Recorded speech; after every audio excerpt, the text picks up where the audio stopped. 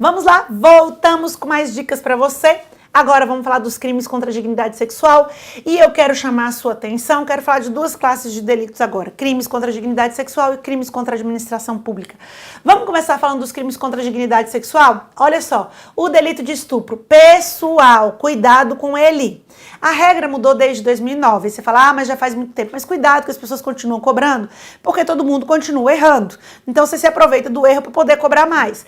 Depois de 2009, atentado violento ao pudor e estupro se tornaram um crime só. Olha como é que é a situação.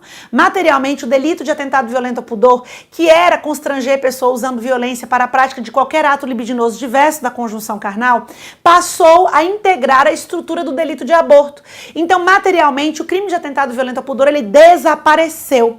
Agora, eu só tenho o delito de estupro, que agrega tanto o constrangimento de pessoa, tanto homem quanto mulher, usando violência ou grave ameaça para praticar conjunção carnal ou qualquer outro ato libidinoso. Então hoje é o estupro. Então não há que se falar mais em crime continuado, não há que se falar mais em concurso material entre as condutas do estupro e do atentado violento ao pudor, porque isso se tornou um delito só. Então presta atenção na questão. Outra coisa que eu posso entrelaçar com essa situação aqui do estupro é o chamado erro de tipo. Às vezes a pessoa vai numa balada, acha que todo mundo que tá lá dentro é maior de 18 anos e acaba tendo um relacionamento íntimo com uma pessoa menor de 13 anos, o que caracterizaria estupro de vulnerável. Porque apesar da pessoa consentir, tanto o menino quanto a menina, não há consentimento para essa idade, porque as pessoas não têm capacidade para poder consentir num relacionamento íntimo quando é menor de 14 anos. Desta feita, a pessoa responderia por estupro de vulnerável. Se eu não tenho ciência em relação à idade daquela menina que estava num lugar inadequado só para maiores de 18 anos, eu não respondo pelo delito de estupro, e sim eu tenho um erro do tipo. Professora, o que é o erro do tipo? É quando existe uma falsa percepção da realidade sobre a elementar do delito. Então, no crime de estupro de vulnerável, existe uma elementar com relação à idade. A pessoa precisa saber que a vítima é menor de 14 anos e, sabendo dessa situação, ainda assim mantém relacionamento íntimo com ela. Isso caracteriza o estupro.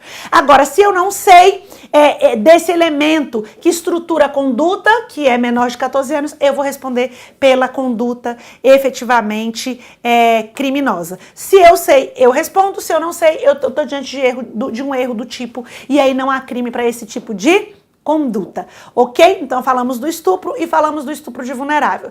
Há que se colocar também uma coisa, que se a vítima no estupro comum for maior de 14 anos ou ela for menor de 18 anos, e aí houver violência ou grave ameaça, aí a pena do estupro ela vai ser aumentada também, tá?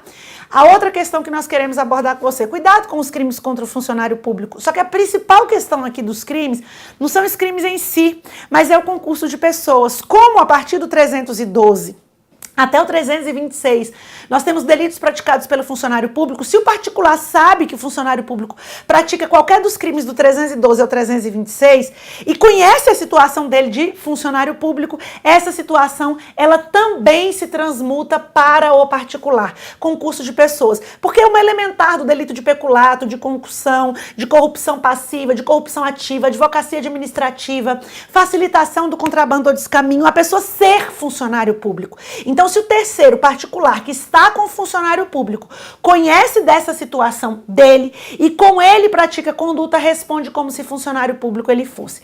Artigo 30 do Código Penal. Então, é uma elementar dos crimes praticados contra a administração pelo funcionário público ser funcionário público. Se o particular souber, responde com ele. Essa característica nós também temos no crime de infanticídio, lá nos crimes contra a vida.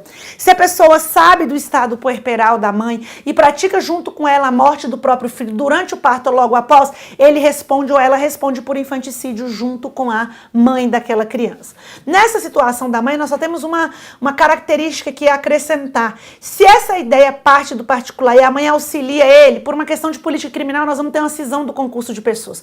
O particular responde por homicídio e a mãe vai responder por participação no suicídio. Então a iniciativa tem que ser da mãe e ela tem a coautoria ou a participação de um terceiro. A característica do estado puerperal se comunicará ao terceiro também, porque ela é elementar do crime. Então quando uma circunstância de caráter pessoal é elementar do crime, ela se comunica ao terceiro. E nós tivemos dois grandes exemplos, o delito de infanticídio e os crimes praticados contra a administração pública, ok? Fica com a gente que daqui a pouco tem mais dica pra você.